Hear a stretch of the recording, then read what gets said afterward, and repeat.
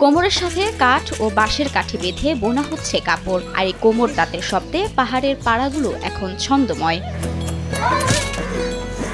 দুই হাতের তাল, তীক্ষ্ণ নজর আর দক্ষতা দিয়ে বোনা হয় বিভিন্ন পোশাক। যে জুড়ি লাগে এখানে বোনার জন্য, আর এখানে লাগে আরো বাজানোর জন্য আর কি, এটা মানে বাজাই আর কি আমরা। এটি রাঙামাটির রাঙাপানির পাহাড়ি পল্লী। এখানে প্রায় প্রতিটি ঘরে ঘরে এভাবে তৈরি হচ্ছে রেশমি সুতার পিনন হাদি। নানা রং আর আকর্ষণীয় ডিজাইনের পোশাক কোনো যান্ত্রিক মেশিনে নয়, সবকিছুই তৈরি হচ্ছে এ কোমর তাঁতে।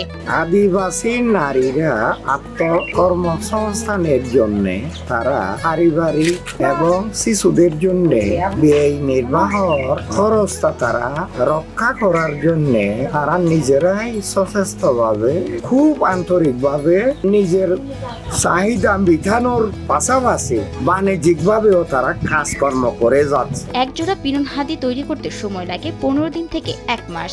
1 মাস মতো সময় লাগে, তারপরে বিক্রি করতে লাগে কিছুদিন সময়। তুলা থেকে সুতা, সে সুতার রংকরণ কোনো কিছুই বাদ নেই। সবই একা হাতে করছেন ক্ষুদ্র নৃগোষ্ঠীর নারীরা। এখানে রেয়ন ব্যবহার করি, তারপরে ফাঁকিয়ে সুতা আছে, এটা বলে পর্যেন, এটা বলে রেখন, তারপরে এটা বলে জুড়ি।